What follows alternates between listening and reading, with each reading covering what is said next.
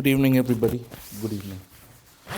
Akash, it's already uploaded. You may have not checked yet. We finished with Article 19 and 14, 19 and 21 in Menka Gandhi yesterday. We are going to spend some time discussing Article 20 and 22 at the moment. So let us spend some time on Articles 20 and 22. Now, what we're going to be doing as far as these articles are concerned is we're going to first spend some time and we're going to figure out what is it that they're referring to. Okay, we're going to get some background concepts clear, get some basic understanding of the criminal justice system in India, and apply the same principles to Articles 20 and 22. Now, we follow the same concept of broad versus narrow, where Article 20 refers to certain general principles, with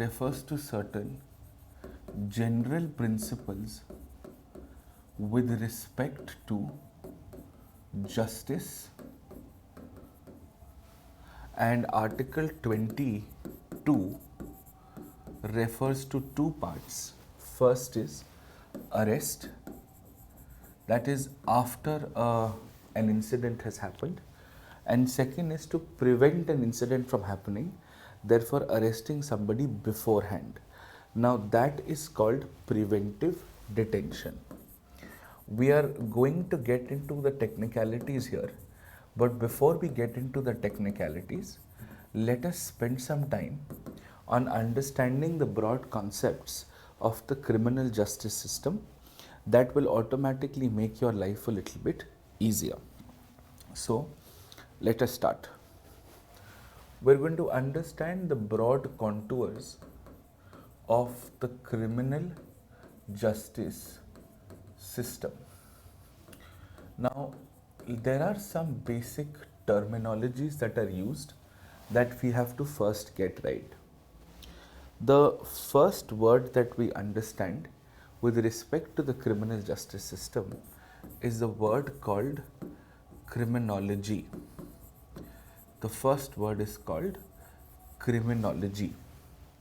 Now, criminology is often considered a subset of sociological study wherein you're trying to figure out as to why do crimes happen, why does society adapt to crime, what are the reasons as to why somebody can commit a crime, and what could be your appropriate way to stop the crime. So, criminology contains two basic theories. First is the theory of crime, and second, you also have the theory of punishment. Some of you may have heard of this person called Edwin Sutherland. Edwin Sutherland is a very well-known sociologist and a criminologist who has given some fantastic theories of punishment which also get applied to understanding modern day punishments. So for example, he refers to, say, punishments have to fulfill certain reasons such as creating deterrence, right? That the punishment is to prevent other people from committing the same crime, thereby creating a fear of the law. That's the first part. Second is punishments often have to be reformative in nature. The person who's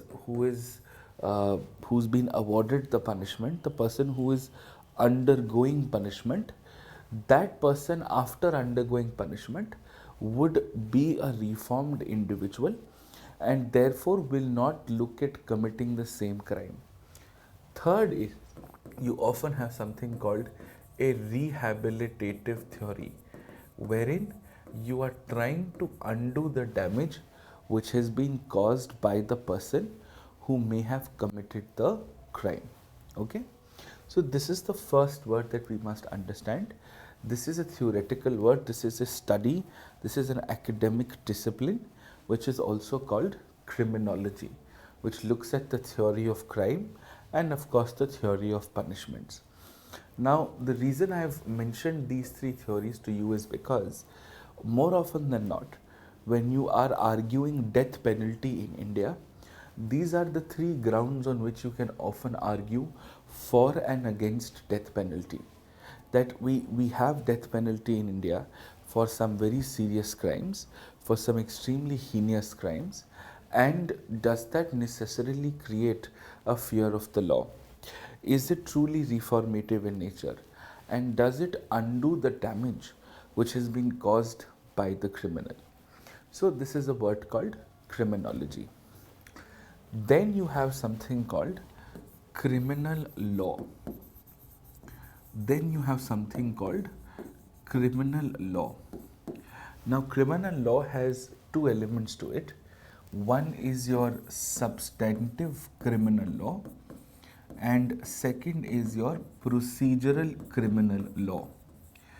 Your substantive criminal law works on a very simple principle which basically tells you what is a crime and what is the punishment for that crime. Right? Now you can have general substantive laws, you can have specific substantive laws, and so on and so forth. Like for example, the Indian Penal Code is India's largest substantive criminal law, dates back to 1860 and is a British legislation. And one of the criticisms is that it hasn't been updated to accommodate modern day changes. And it basically contains a list of crimes, and it contains what is called the punishments for it. And then you also have procedural criminal laws, for example CRPC, the Criminal Procedure Code. This basically explains to you how will the state proceed, or what are the procedures that you have to follow with respect to the investigation of the crime, with respect to the intervention of the state judicially with respect to the crime. So, for example, where should an FIR be filed? When should an FIR be filed? How should an FIR be filed? What kind of documents are needed in the court? Then you also have, evidence acts. You have, interpretation acts, and so on and so forth. So, this is basically what is called criminal law. Now, your criminal justice system will usually comprise of these two. Nowadays, there is a new and an upcoming branch called victimology. Victimology is the study of crimes from the victim's perspective, figuring out why is this particular person, or why is this type of a person being targeted for a crime that is being committed against the person. This is also used in investigation in a lot of developed countries of the world, wherein you are trying to profile the criminal through the victim of a specific crime. So these are basically what are called your backgrounds to the criminal justice system. Then we must also understand that the fundamentals to the criminal justice system, some basic concepts. First is the application of checks and balances, right? Which is nothing but rule number 4. Which is nothing but rule number 4. So let's understand what is it that we are referring to. See, the legislature has made a criminal law. The executive is supposed to enforce the criminal law and take action when the law is being violated. And that is why it is the judiciary who should decide whether the crime happened or not, and whether what should an appropriate judgment be. So the judiciary is the one who decides, or is the person who finally decides on the outcome of the crime. This is done because of a simple application of what is called rule number 4, which we studied in our earlier classes, called checks and balances. So that's the first basic concept. The second concept that we often understand is that India is a common law country, and we've discussed the word common before. For instance, Commonwealth. So, Commonwealth is basically a bunch of countries who have been erstwhile British colonies. Similarly, common law is a legal system which is prevalent across all erstwhile British colonies. It is a legal system which is present across all erstwhile British colonies. Okay, now let's understand this as well as we can, as clearly as we can. So, one of the principles of common law when it comes to criminal law is that a crime is committed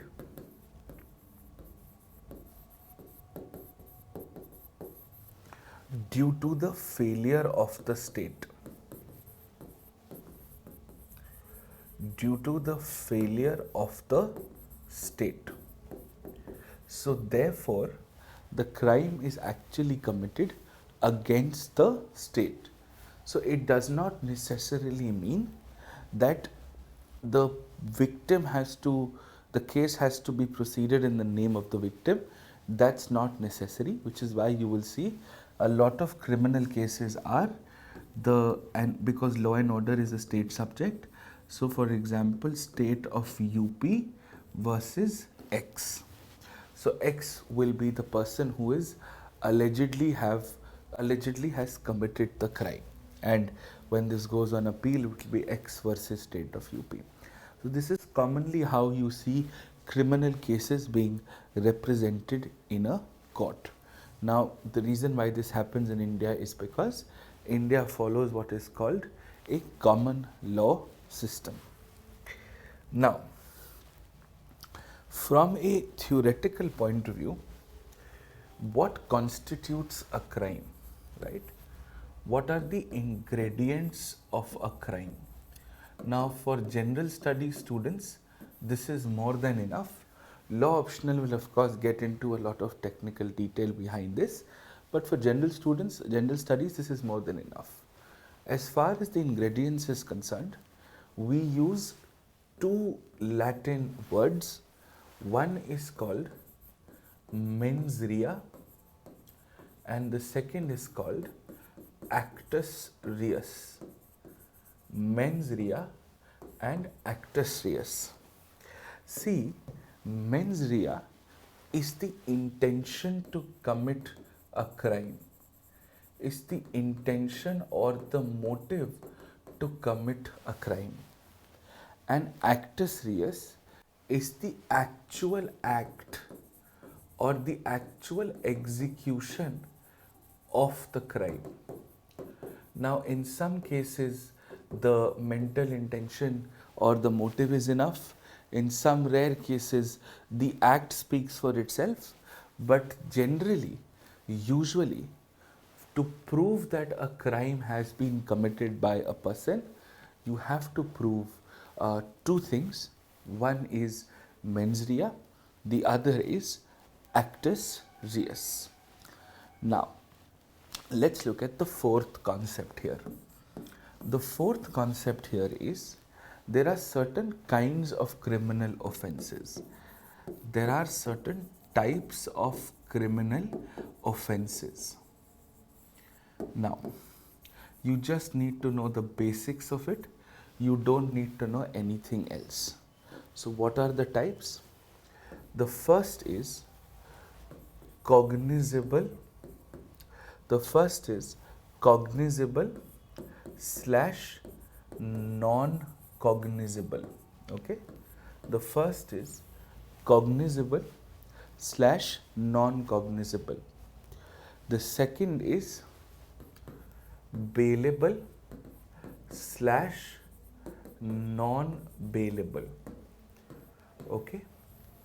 The third is compoundable slash non-compoundable.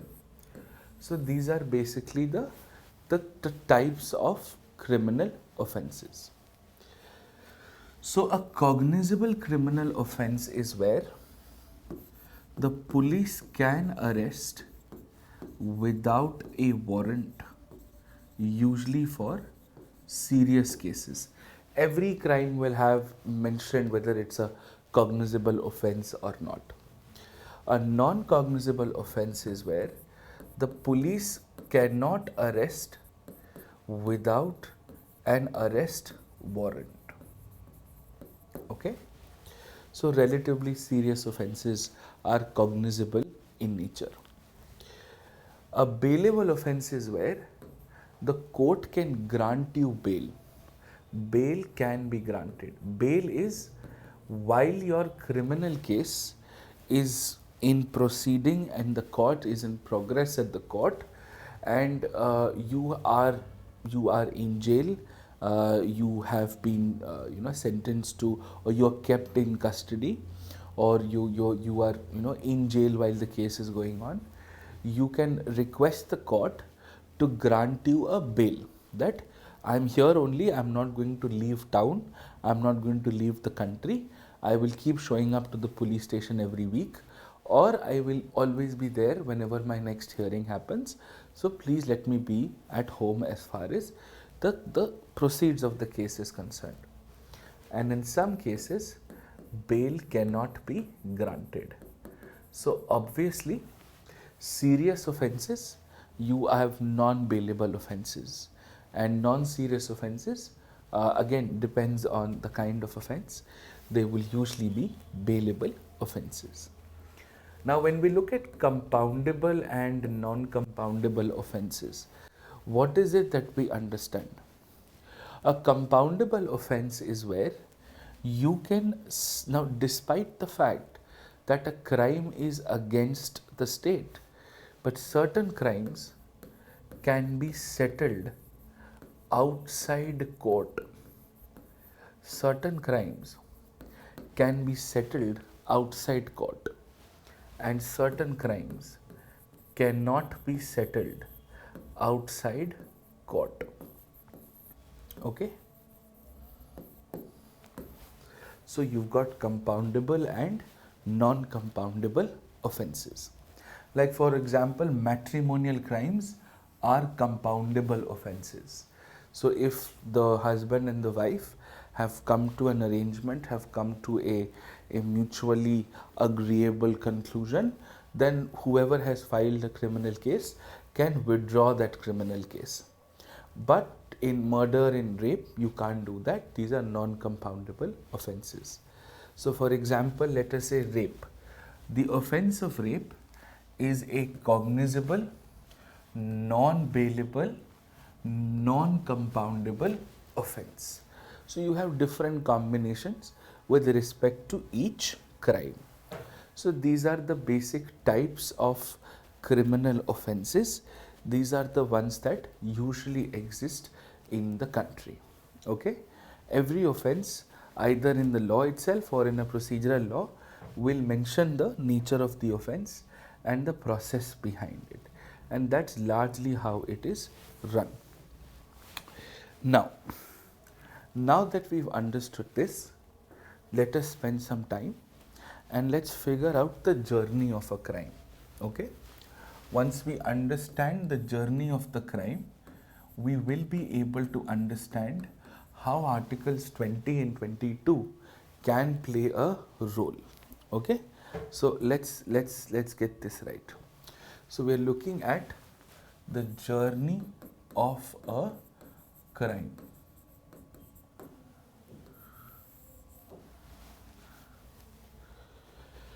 Okay. The first part of it is the commission of the crime. The first part is the commission of the crime, where the crime is taking place. Now, there will always be at least two people. One will be the victim, and the second is going to be the perpetrator. the victim and the perpetrator. Now, sometimes there may be witnesses. Okay? This happens in a physical space, or this happens in a space, and that is called a crime scene. So nowadays, with respect to cyber crimes, the very idea and the definition of crime scene has become extremely fluid. Okay? Now, this is how a crime has been committed. The crime would have been committed in a specific geographical area, at a specific place. Now, depending on the nature of the crime, in some crimes you can only file an FIR in the nearest police station or file a complaint in the nearest police station. In some cases, you can file the FIR or the complaint anywhere you want. Now, I'll come to what is an FIR and what is a complaint in just a bit. But this is the first stage where the crime has been committed. Now, once the crime has been committed, now comes the second stage, which is the reporting of the crime. Comes the second stage, which is the reporting of the crime. Now, what is the reporting of the crime? Very simple. It is that either the victim, if the victim is alive, reaches the police station and informs the police, or if it is a crime where the victim is no longer alive, the police has discovered the body and has taken this crime into cognizance that okay, we have formally recognized that a crime has been committed.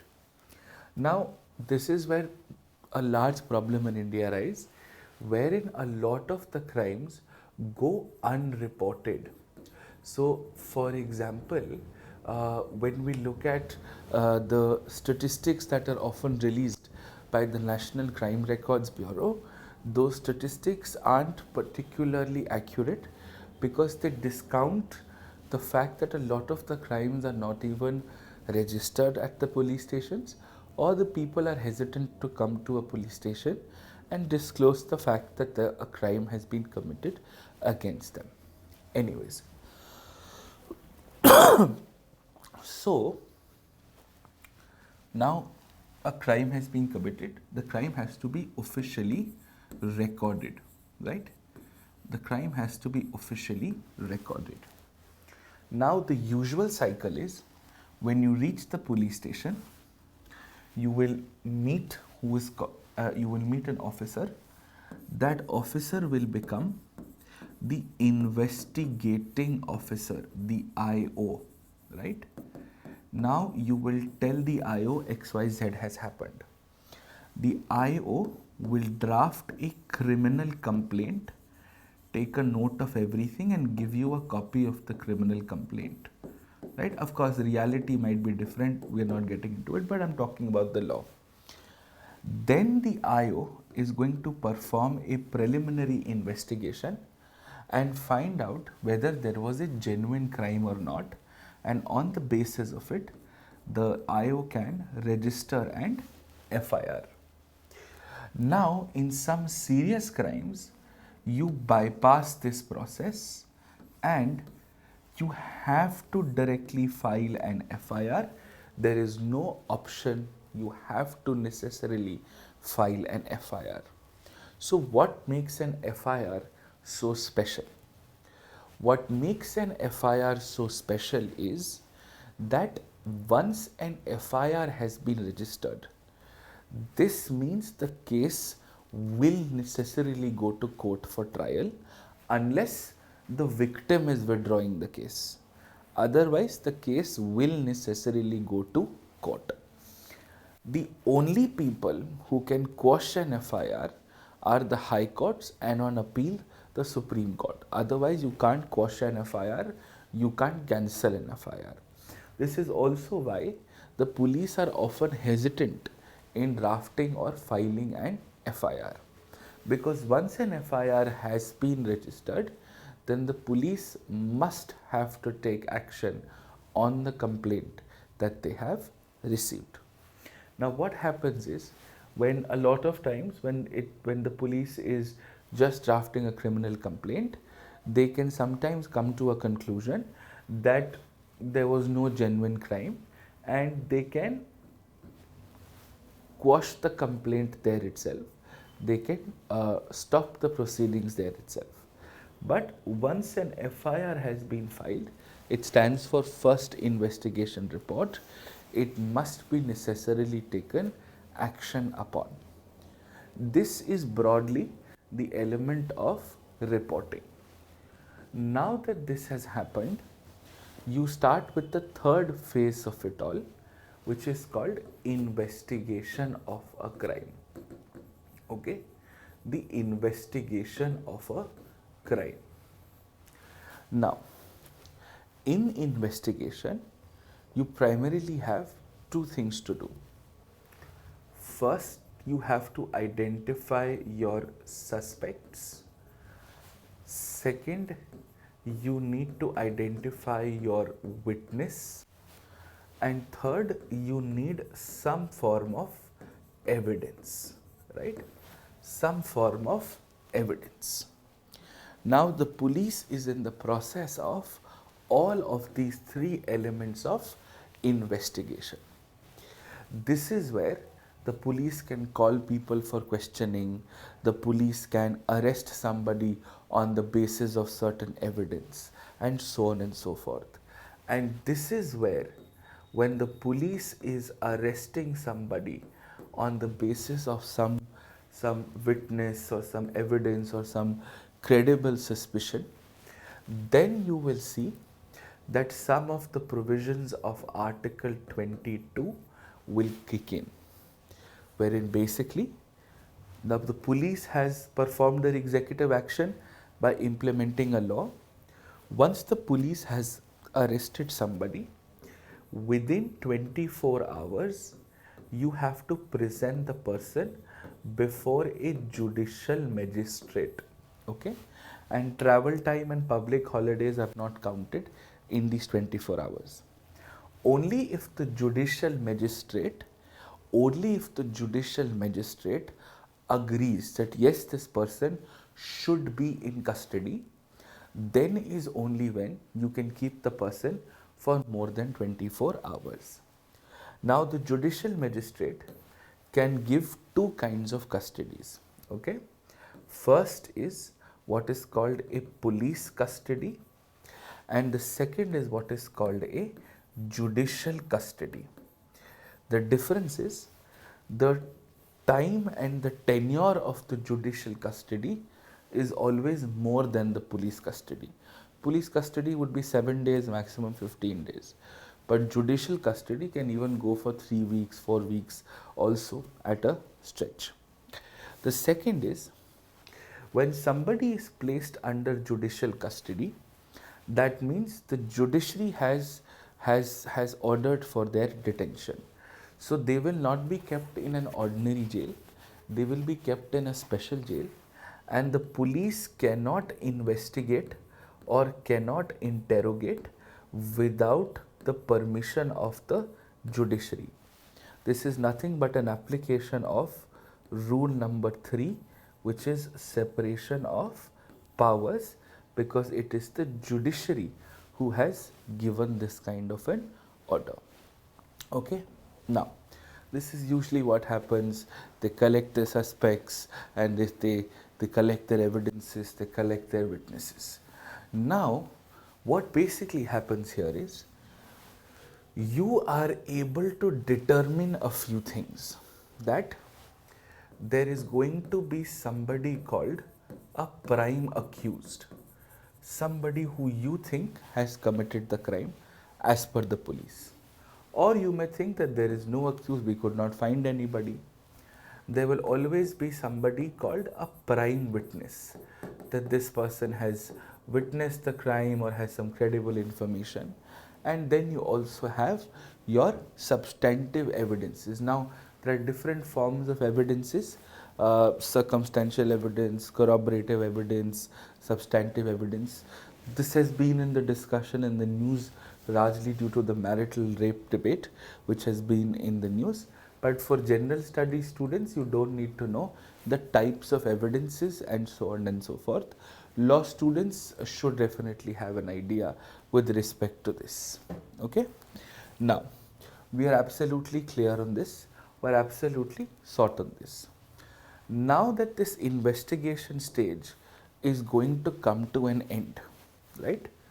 What is going to be the outcome of the investigation? The outcome of the investigation is either the police will have the necessary evidence and the accused and the witness, or they will not. If they do, then they will file what is called a charge sheet in the criminal court. If they don't, then they will file what is called a closure report. They'll go to the judge and say, we did not find any reliable evidence, we are not able to investigate the crime, so please dismiss the crime, please dismiss the case, we've run out of capacity, right? This is how it is done. Now the case reaches the court. This is where it gets very interesting. Okay. Now the case reaches a criminal court. Now we've understood that all criminal cases or most criminal cases is the state versus the accused, right? It is the state versus the accused. This part of the state, which means you are being tried for a crime, the government wants you to suffer from the best form of punishment appropriate for you in the context of the crime. This is called prosecution. This is called prosecution. Okay? And this is called defense. This is called defense. Now, because this is the government, so you're going to have a government lawyer, and that government lawyer is called a public prosecutor, and the government lawyer is called a public prosecutor.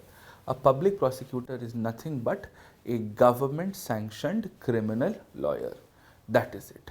And here, of course, you have a defense counsel. Okay, counsel is C-O-U-N-S-E-L, not C-O-U-N-C-I-L. Okay, now the case is before the court. The police is of course going to assist the prosecution with all the evidences that they can. There are certain rules, there are certain procedures that have to be followed, and so on and so forth, right? Now, while all of this happens, the accused can appeal for bail, that while the case is going on, please let me go home, or in some cases the person has to be in jail. If the person is in jail while the case is going on, then this person is called an under trial. Then this person is called an under trial.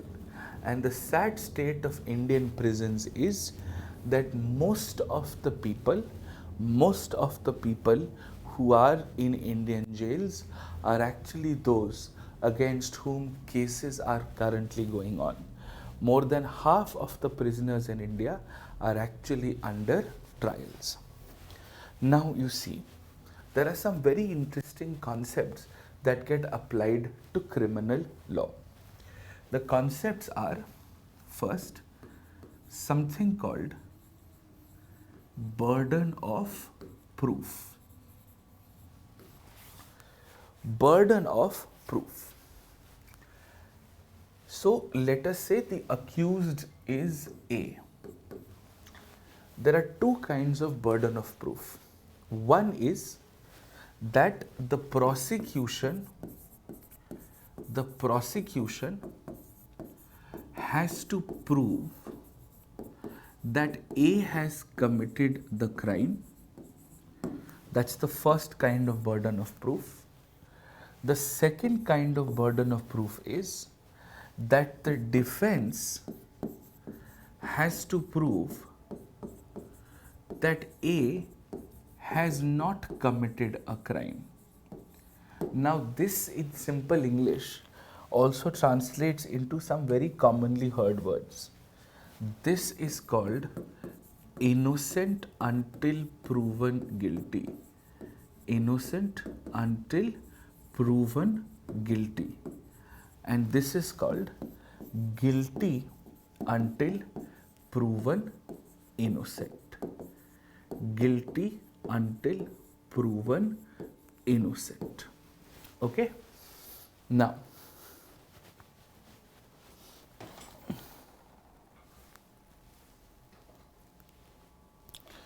Sameer, this is a very serious thing, and please don't expect the teacher to sing and dance and jump all the time.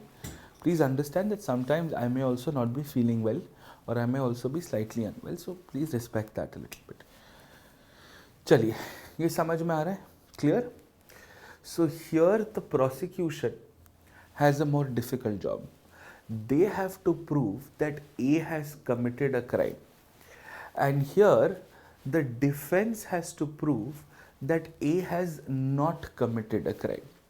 The defense has to prove that A has not committed a crime. That means here it is more difficult on the defense. So in the first case, the burden of proof is on the prosecution. In the second case, the burden of proof is on the defense. For some very serious cases, such as rape, the burden of proof lies on the defense. If somebody has committed rape, it is assumed under the law that A has committed rape. It is assumed under the law that A has committed rape, and A has to prove that A hasn't committed rape. Okay? Understood this? Clear? Right? Okay. Now that we've understood this, now that we get this part right, let's get down to the next parts of it. Now that we get the whole burden of proof discussion right, we come to the next part. There are basically two outcomes. Either based on evidence and witnesses, the court will find the accused guilty, or you will find the person not guilty. Another word for not guilty is acquitted. Okay? Another word for not guilty is acquitted. And another word for guilty is convicted. Another word for guilty is convicted. Okay? Once you have been convicted, then you will be sentenced to a punishment, which basically means you will either have to pay a fine or go to jail or do both. So this is basically the journey of a crime. Now in this entire journey, you see the police is going to meet you, interact with you, cases are going to run against you. So what are the kind of protections that exist as far as an individual is concerned with respect to your general justice system? Okay, this is largely what the whole point of this discussion was. Sameer, I hope you understand that I wanted to keep it extremely simple. I wanted to keep it like a story so that people understand, है ना. इन चीज़ों का मजाक नहीं उड़ाते हैं because ये बहुत sensitive चीज़ें हैं, right? So you will never see me joke about anything which has the word rape in it, because I have seen rape victims. I have seen what happens to people when they get raped. So it is something that I will never be able to, if I'm talking about it even in the most unrelated context, I will always maintain the sanctity of it. Anyways, so let's get this right. Now, where are India's general criminal justice problems? Of course, there is a pendency, the quality of public prosecutors is very poor, and this is something we don't pay enough attention to. For example, and this is somewhere very reflective of the feudal mindset of our country, wherein the police seems to be, the the holder of power, the custodian of power. We see a lot of this. We see a lot of brute power and brute force, which is exercised in the name of the police. But if you really understand, it is this public prosecutor who is responsible for arguing well enough, fighting the case well enough to make sure that there is no stone unturned, so that the accused is guilty, proven guilty, convicted, and then sentenced. Now, the problem here is we don't have a very good talent pool. The best people from best law schools, good people don't come here. The second issue here is that they are not given the right kind of support. They don't get enough clerical staff, stenographical staff, research staff. They don't even get security when they're handling such high profile criminal cases. They do not get the right kind of benefits, and therefore they're overburdened with cases, so they're not able to qualitatively deal with cases. Let me give you an example of how glorious this job is. Some of you may have seen a movie called Batman. In Batman, there was a fictional character called Harvey Dent. Who was Harvey Dent? Harvey Dent was basically a public prosecutor. And just see the kind of image, the power, the status, the kind of influence this person had. In the US, public prosecution or public prosecutors is like a stepping stone to an active career in politics. But in India, often the bureaucracy is a stepping stone to an active career in politics. So that sort of makes you understand, makes you understand sort of the depth of cases. Look at Ankit, who's asking such an insensitive and such an insulting question. Sir, how many cases have you won till date? Just asking. I have won the same number of cases in the same number of times you have won a gold medal in your life. ठीक है, same number of times. ऐसे कौन पूछता है? Of course, I've won majority of the cases so far. And it is never just about winning or losing, because lawyering in India is very adversarial in nature, and that's one of the fundamental problems. And let me give you an ethical perspective here. Okay, let me give you an ethical perspective. The public prosecutor has to do everything that the public prosecutor can to put A behind jail. And the defense counsel here has to do everything the person can to represent the best interest. Now, if the person knows that A has committed the crime, then there's an ethical conflict. Our legal system has been designed in such a way that it is adversarial in nature, that it will always be X versus Y, there will always be a fight, somebody has to win or lose. You must understand, whether it is a public prosecutor or a defense counsel, both of them are officers of the court. Whatever is in the best interest of justice must be done.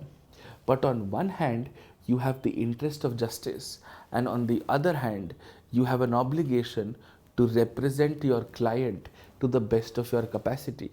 Now, such a beautiful ethical conflict to quote in your paper 4, to quote in your answers, to give a lot of depth. So this is a problem. Another problem is the quality of our lower judicial judges, which is also one of the reasons why All India Judicial Services make sense. Today, people from IITs, IIMs, DU, etc., fight the battle to get into the civil services, because it's an All India service, it's nationally coveted. If we did not have an IAS or an IPS, we just had state services, then perhaps we would not see so many students from such bright colleges across the country pursuing a career in bureaucracy. When you have an all India service, it automatically adds a lot of prestige to your job, a national coveted stature to your job. Okay, understood this? So that is the case. An under trial is somebody who's in custody while the case is going on. That's it. So these are the broad ideas. We'll do, of course, criminal justice in detail when we do justice and judiciary later after the parliament and everything else. But this is the larger context. This is how the criminal justice system in India is largely executed, is largely institutionalized. Okay, now let's understand this from the perspective of Article 20 and 22. You can take a 5-minute break. Then we'll start with Article 20 and 22, because I can understand this would have been a lot of information for you to consume. So take a quick 5-minute break, and then we'll pick up Article 20 and 22. In the meantime, I will recommend that you at least read Article 20 first before I come.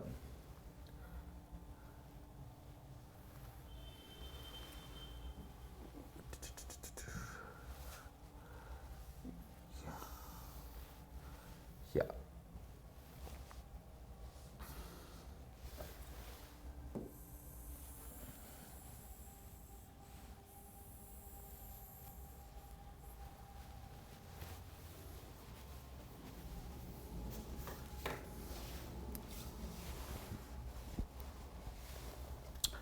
No, Harsh.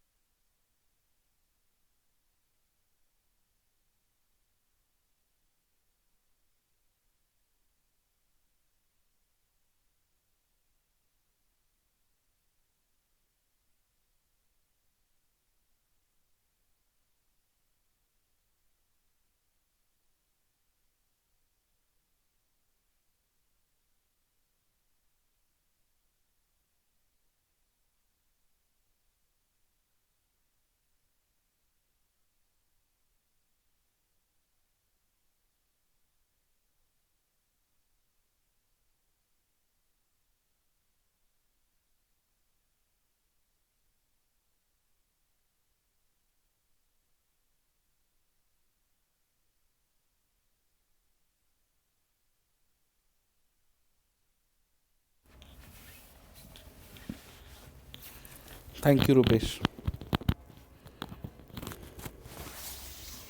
No, Ankit. So, let us look at Article 20. The title for Article 20 is Protection with respect to conviction for offences. It has three subclauses. The first subclause, no person, which means this is available for citizens as well as foreigners, shall be convicted of any offence. No person shall be convicted of any offence except for a violation of law in force at the time of the commission of the act, charged as an offence, nor be subjected to a penalty greater which may have been inflicted under the law in force at the time of commission of an offence. Okay. Now, let's understand this. This I will discuss by writing it on the board. This basically refers to a concept called retrospective application of the law. Retrospective application of the law. Okay. Now, this is the first concept that we've understood. Now look at Article 20, Clause 2. Again, no person, which means available to citizens and foreigners both, shall be prosecuted and punished for the same offence more than twice. This refers to the principle of double jeopardy. Okay, I will talk about this in the next few minutes.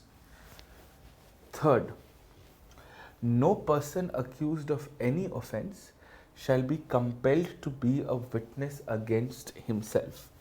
This is the right against self-incrimination, which also has a relationship with the principles of natural justice, which we had discussed yesterday. So these are the three basic concepts that come to light when we try and study Article 20. Okay, now let us start.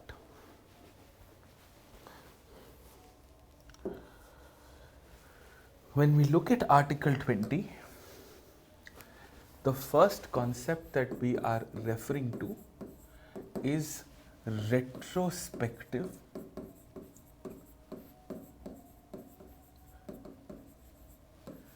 application of the law.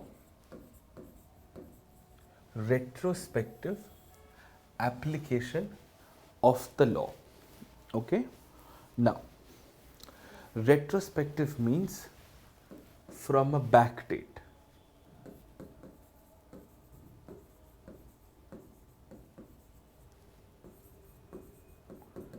And law here means only criminal law.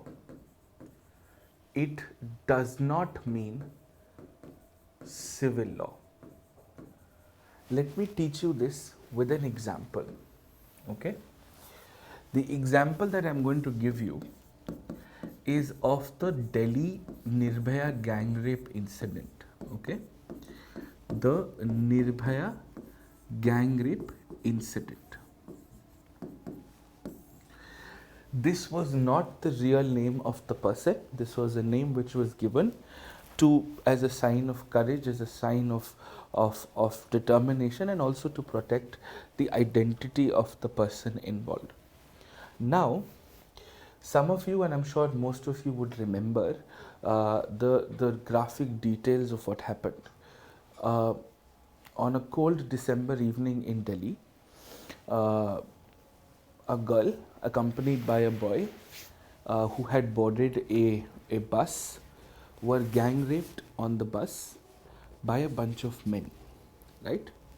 And not only gang raped, but also assaulted to the point that the girl eventually lost her life because of the sheer brutality of the way it happened. Okay. Now, we have a law. So this happened on a specific date. and only the law of that date will be applicable on the incident. Only the law which is in force on that date will be applicable on the incident. Now understand, one of the people who had committed gang rape was a minor, which means the person was below 18 years of age. And when this crime was committed, there was a provision in a law called Juvenile Justice Act. Juvenile is basically child criminals, okay? Juvenile Justice Act. And the provision said minors cannot be treated in the same way as adults for crimes. This was in line with the reformative theory of punishment, that children are capable of recovering to decency and a righteous way of life. Now, this minor who had participated in this gruesome and unimaginable event would not be treated the same way as an adult would. Okay? This means the defense would put all the blame on the minor, and the minor would get some juvenile detention for a few months or a few years and would be let out. And the minor will confess that I was the one who did everything, nobody else did anything, and everybody else will be set free. This caused national outrage in the country. That I understand that children and adults should not be treated the same way, but this is not an ordinary crime. If a child can think of doing something like this, then I'm very sorry to say that the child is incapable of reform. This is not the mind of a child. This is not the innocence of a child. No amount of reform can reinstate morality back to the child. And there were several movements, there were several protests, as a result of which the government had set up the Justice Verma Commission, which gave a lot of recommendations on making laws safer for women. One of those was also with respect to marital rape, but it also spoke of how for serious crimes,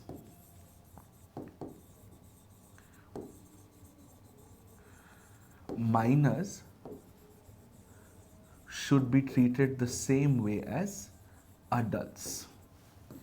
Now, this change that happened to the Juvenile Justice Act happened after the incident. The minor here would still be charged with the provisions here. These provisions will be applicable to the minor, not these provisions, because this is the law on that date. You cannot apply this provision on a back date. This is what is called retrospective application of the law. It simply means that for somebody to be charged with the crime and the punishment, you can only be charging the person with what the crime was and what the punishment was the day the crime was committed. You can't make a law tomorrow and say, oh, that was a crime and now we're putting you in jail. If it wasn't the crime when you committed it, nothing is going to happen to you. This is applicable only to criminal law. But you can retrospectively apply civil law, because civil law does not compromise life and liberty. For example, you would have all heard of something called retrospective taxation, which was recalled by the government last year, and the Vodafone case was a startling example of the same. Similarly, when you get into civil services, you're also entitled to something called pay commissions, which revise your salaries every few years. And sometimes the pay commissions get delayed. and the increase in your salaries are applied from a back date, and that is how you earn arrears in your salary. So, civil law, perfectly fine. Criminal law, no. This is what is called retrospective application of the law. For a person to be charged with a crime, it should be a crime on that day, and only the extent to which it is a crime will the person be charged with. Otherwise, it violates principles of natural justice. It's an unfair trial. Why will you send somebody to jail or give a punishment which did not exist when that particular incident happened? Okay, when that particular incident happened. So this is what is called Article 20. Okay, and this is largely what we are referring to. All right. Now that we've understood this, now that we've gotten this part right, let's move to the next concept. The next concept is the principle of double jeopardy. The principle of double jeopardy.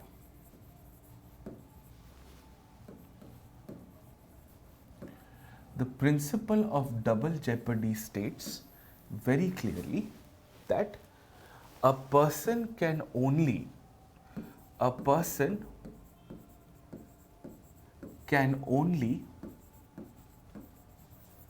be given one punishment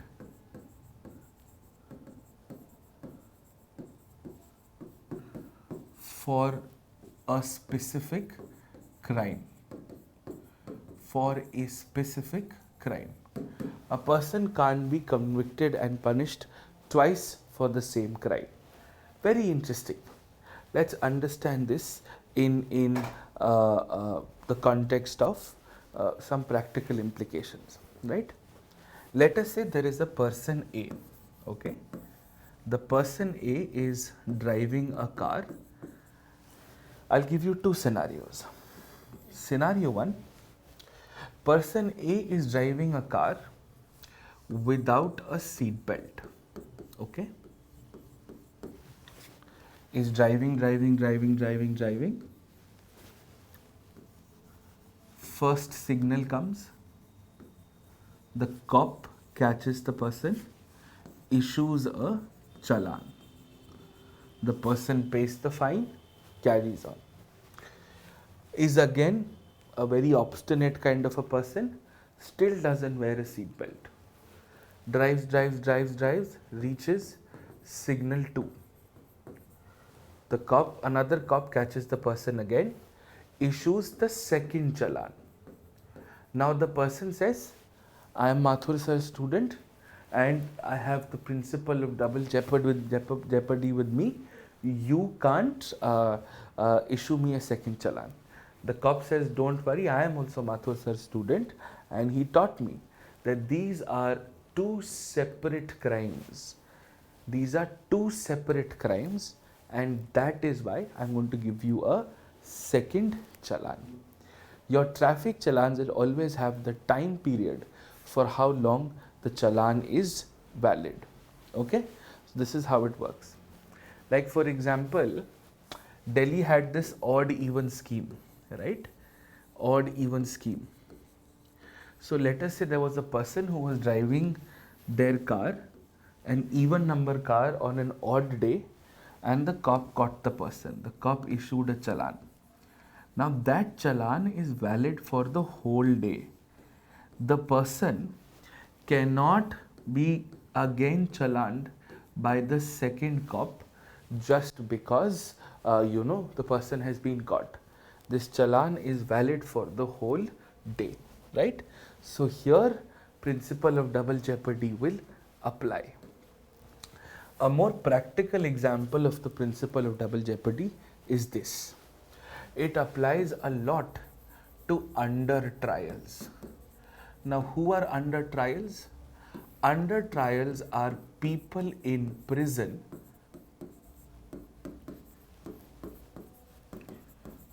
who have been denied bail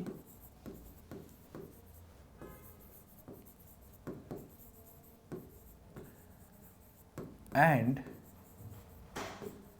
their case is currently going on. Okay. Now, let us say there is a person A. This person, let us say in 2022, committed a crime called kidnapping. Committed a crime called kidnapping. Okay. Now, there is a difference between the word kidnapping and abduction. Okay. There's a difference between the word kidnapping and abduction. Okay. You kidnap children and you abduct adults. So, this person was charged with kidnapping, was caught in time, and so on and so forth. Now, what happens here is something very, very simple, something very interesting. This person's bail has been denied, and this person is in jail for very long. Let us say this person has been in jail for 10 years. The maximum punishment, let us assume, for kidnapping, let us say, is 7 years. The maximum punishment for kidnapping is 7 years. Okay. Now, after 10 years, in 2032, after 10 years, in 2032, the court says, the court convicts this person, says, you are guilty of kidnapping and we are going to send you to 7 years of jail. Then A will immediately inform the court, what 7 years? I have already spent 10 years in jail. I have given you 3 years of bonus. Okay, I have given you 3 years of bonus, which basically means that I have already fulfilled the maximum punishment. So, under the principle of double jeopardy, you cannot send me back to jail. Now, a lot of you will have a question. What happens to the 3 years? Well, the state is immune. You can't file a compensation against the state, and this is the fragile state of the criminal justice system in the country. Okay, this is the fragile state of the criminal justice system in the country. So, this is what is called the principle of double jeopardy. Then you have something called the right against self-incrimination. Article 20, Clause 3. The right against self-incrimination.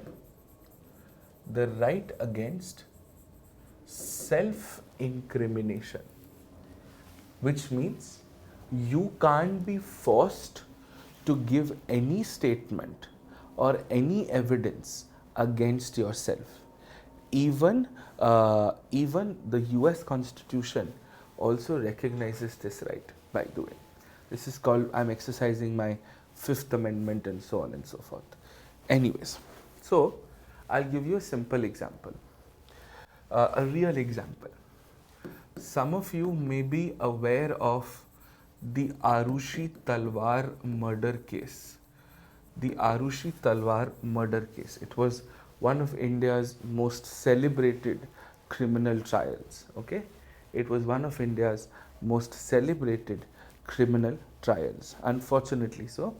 And we made a huge spectacle about it in the media, and we as a nation must be ashamed of ourselves for doing so. The broad facts of the Arushi Talwar case, for those of you who may not remember, are a very simple one. The broad facts are, Arushi Talwar was the daughter of a dentist couple based out of Noida. She was found dead under mysterious circumstances in her own home. Okay, in her own home. Right now, the case went up. The CBI was also authorized to conduct an inquiry in this matter, and the CBI started with their proceedings.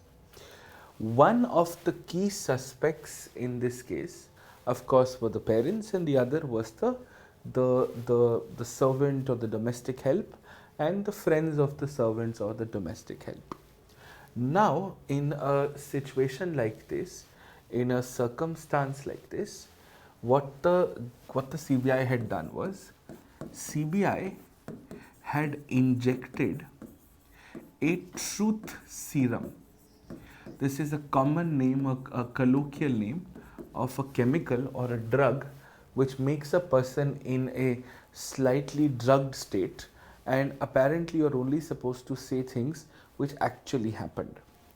And they recorded, they interrogated this domestic help and asked questions on the basis of the truth serum test.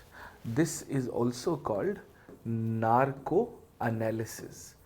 This is also called narco analysis. But what you did was, you forced the servant or you forced the domestic help, and I hate using the word servant, it should always be domestic help. There's always dignity to the labor. Anyways, so you forced the domestic help to say something which the person did not want to, and this is against the right against self-incrimination. Incriminate means to say something against yourself, and you have the right to not do that. This is also why any statement which is given before the police is never considered final and binding. The court always asks the person, do you agree with this statement? Was this statement given to you, or did you give the statement under some force, under some coercion, under some stress from the government, and so on and so forth. Okay, understood this? Are we clear on this? Right? So that is how it works. Right? Now, in the seatbelt case, if the person was not wearing a seatbelt because the seatbelt was broken, then you'll have a all-day challan. But if you're not wearing a seatbelt and the seatbelt is perfectly working, then you will only get a challan for that very specific incident. Okay? Do we understand this? Is this absolutely clear? Okay? Sure? Yes? Alright, so these are the three basic rights which are available under Article 20. Very general rights, rights which specifically lead to self-incrimination.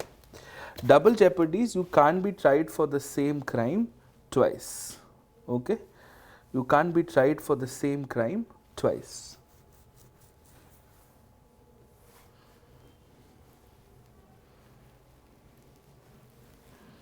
Alright.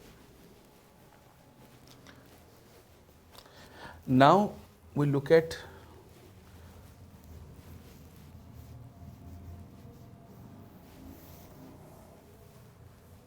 Article 22.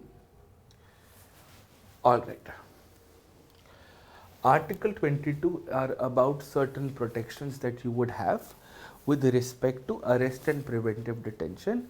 Very legal in nature, the exam barely asks you these kind of questions. Anyways, this is very political in nature, so you'll see this in a lot in current affairs, but this is too controversial to be asked in the exam. A lot of your UAPA, a lot of your contemporary laws are related to preventive detention. Okay? All right, Atul. Yes, it is. Now, let's continue. No, narco analysis has been declared unconstitutional by the Supreme Court. You can't conduct narco analysis anymore. You absolutely can't conduct narco analysis anymore. Okay? Understood this? All right. Okay. Let's start. Article 22. Protection against arrest and detention in certain cases. First, this is a very technical article and half of the article has not even been enforced yet. Okay. So your first clause is, no person who is arrested shall be detained in custody without being informed as soon as may be of the grounds of such arrest, and nor shall be denied the right to consult and be defended by a legal practitioner. मतलब वही बात हो गई, okay? Because you would have committed a crime on the other hand, no Himanshu? That is why.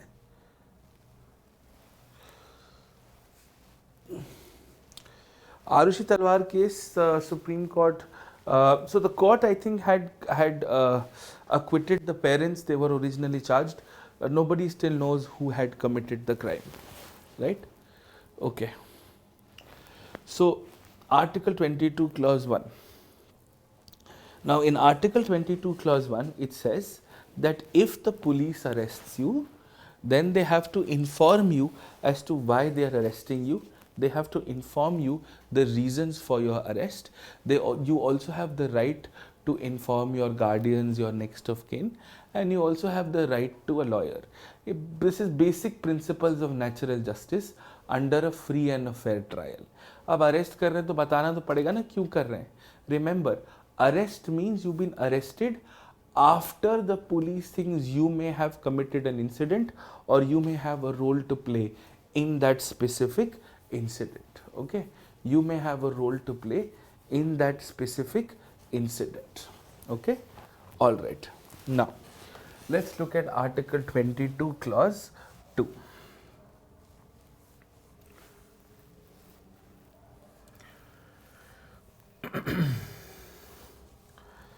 Every person who is arrested and detained in custody shall be produced before the nearest magistrate within a period of 24 hours.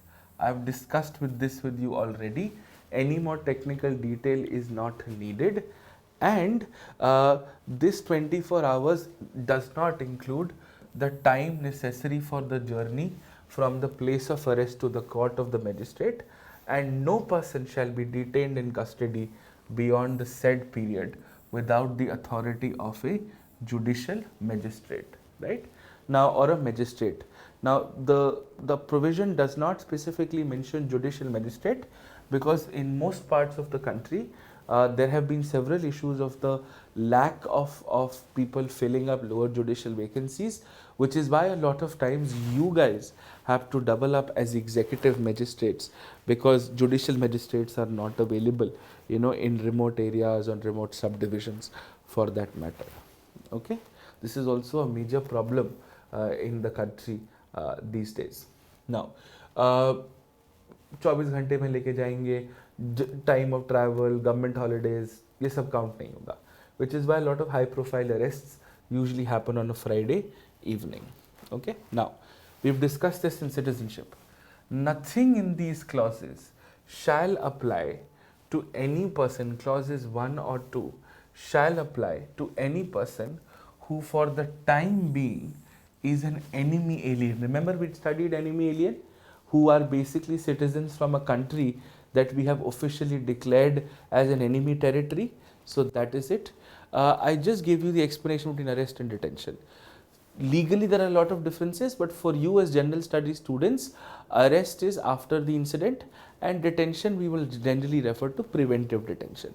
Otherwise there is something called punitive detention, which is also called arrest. There is remand, there is custody. ये सब आपके syllabus में नहीं है, यहाँ sir फोड़ने की कोई ज़रूरत नहीं है, ठीक है? All right. So will not apply to an enemy alien, and this will also not apply to any person who's been arrested under any law providing preventive detention, right? So enemy aliens के लिए नहीं लगेगा, which means enemy aliens के लिए कोई ज़रूरी नहीं है 24 घंटे मैजिस्ट्रेट के सामने लेके जाने के लिए, या enemy aliens के लिए कोई ज़रूरी नहीं है that they have the right to a lawyer, they have the right to be informed, ऐसा कुछ नहीं, because you might be compromising the security of the country, or you have been detained under a law which gives the powers to the police to arrest you thinking that you might commit a crime, कि तुम शरारत करोगे इससे पहले ही तुमको हम arrest करके रख लेते हैं कुछ दिन के लिए. And there are several preventive detention laws across the board. Right. Now anything beyond this, by the way, इसके बाद का जितना ड्रामा है, जितना ड्रामा है, ये सब कुछ, ठीक है, ये सब कुछ अभी इन्फोर्स ही नहीं हुआ है. All of this has not been enforced. इसको पढ़ने की कोई ज़रूरत नहीं है. I will give you a little bit of understanding on preventive detentions right now, and I have a discourse prepared for it. But ये सब पढ़ने की कोई ज़रूरत नहीं है. ये सब कोई कुछ नहीं पूछता. ये अभी implement ही नहीं हुआ है.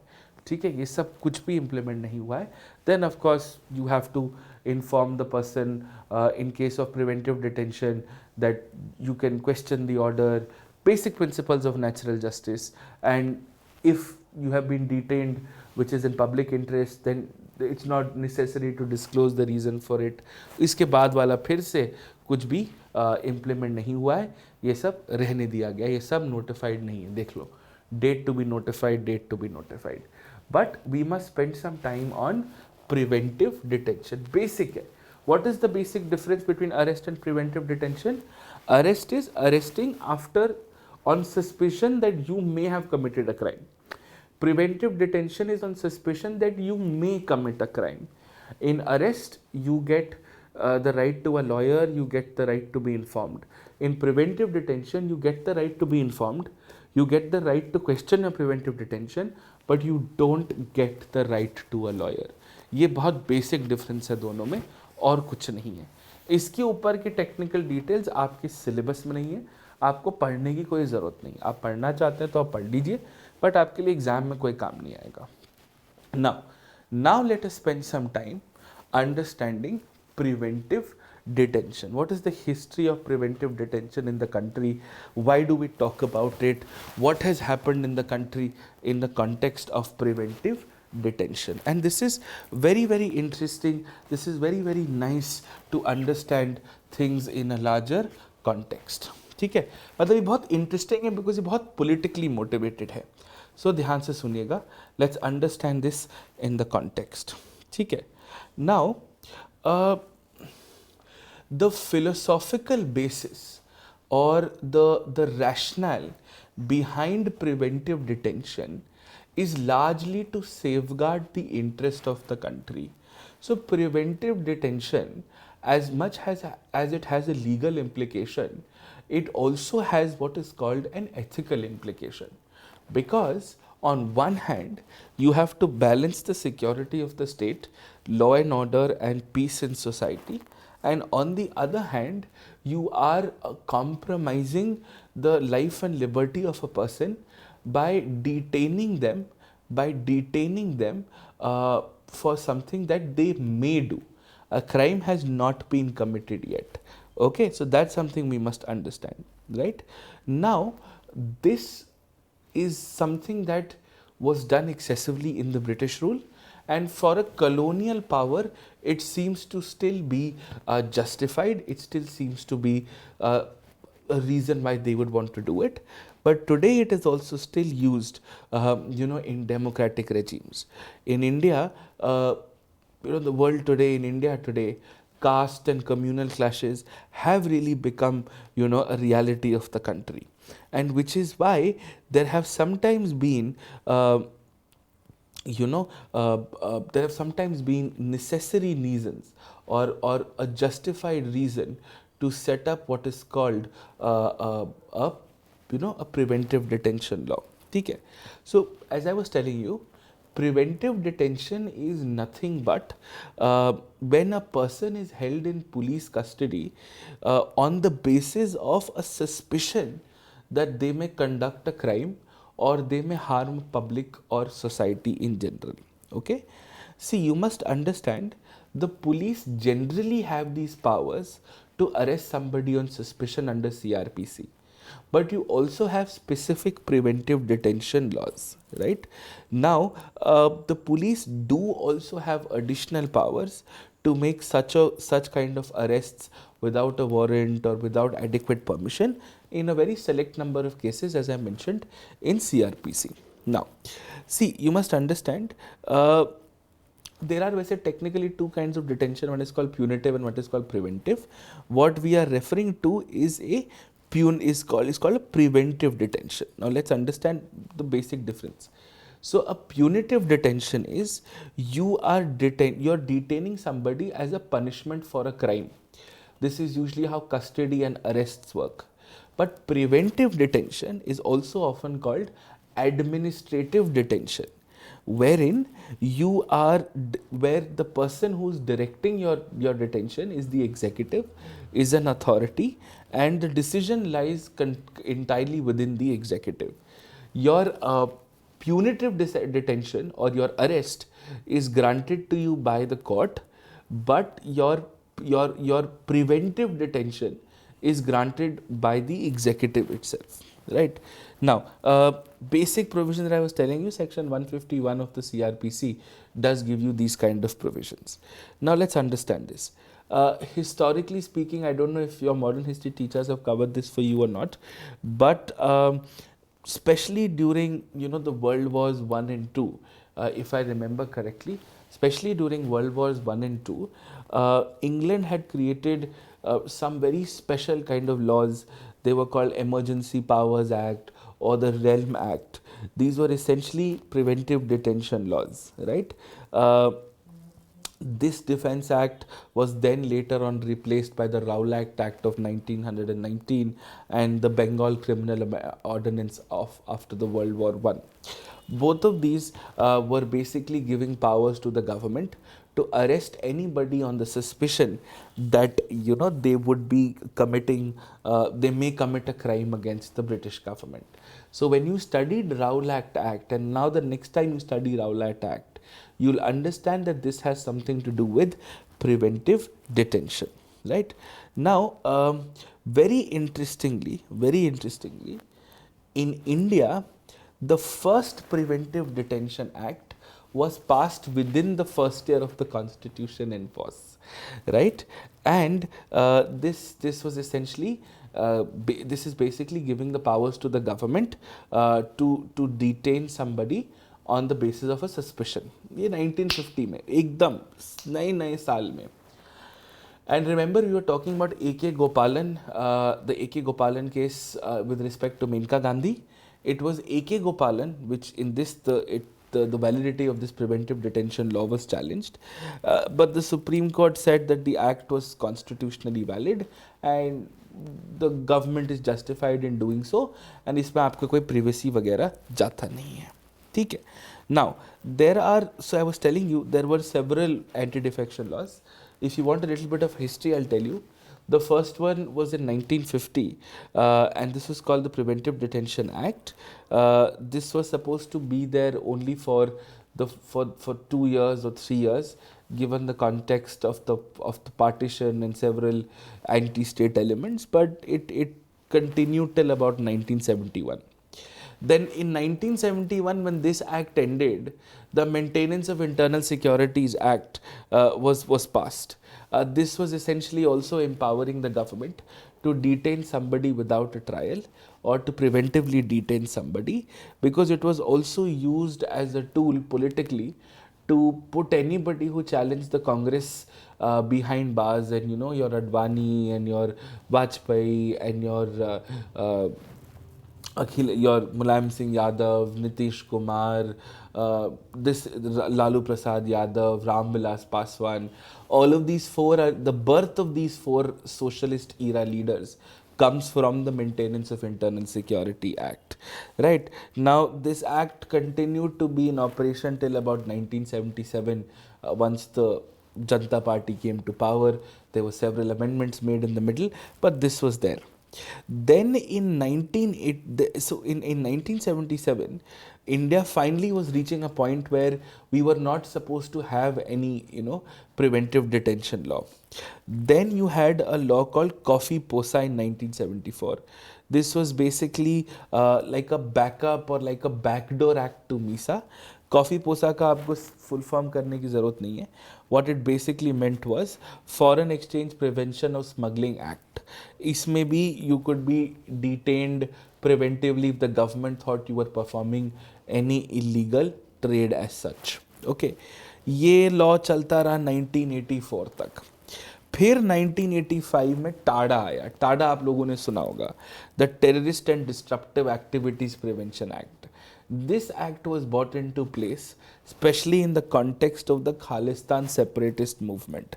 Again, this was supposed to be a temporary law for 2-3 years, but was reintroduced in 1987, continued to be one of India's most powerful preventive detention kind of laws. ठीक है.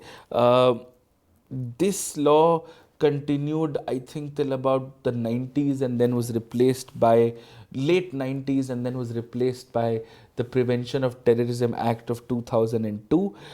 This was in, and this is very interesting. We passed the Prevention of Terrorism Act in 2002 in the context of the 9/11 attacks that happened in the US in 2001.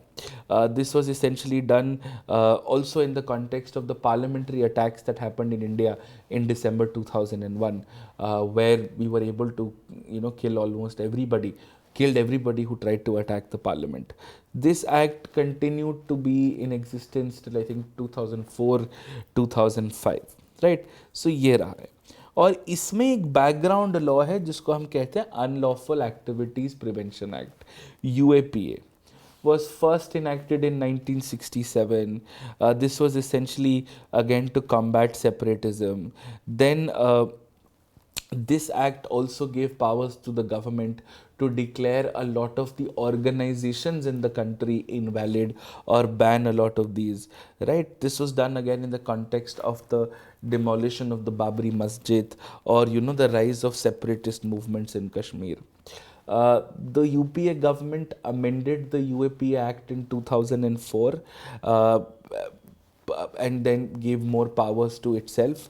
And then this act was again highlighted in the news around the Bombay attacks of 2008.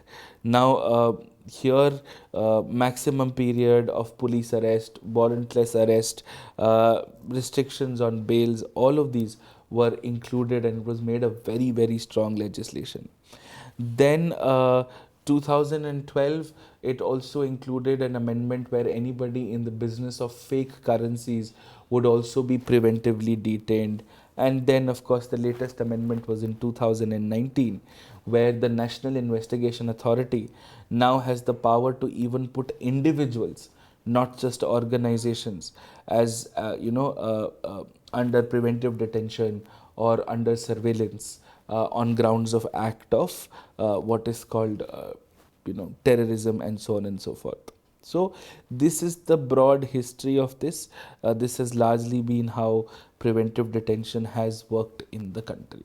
ये बहुत political है, exam में negligible आता है, but the point I wanted to just get across with you was that most of our preventive detention laws have evolved with respect to certain events, from partition to communalism to caste violence to Khalistan to 9/11 to parliamentary attacks to Babri Masjid demolition to other Gujarat riots and counterfeit currencies and so on and so forth.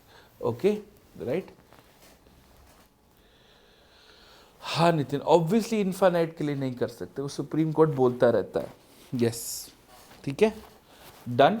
So this takes care of your Article 20 and 22. I don't need you to do anything else beyond this as far as the exam is concerned. This will take care of most of it. ठीक है? Understood this? All right? Done. See you tomorrow for 23, 24 and we'll look at certain correlative examples. Thank you.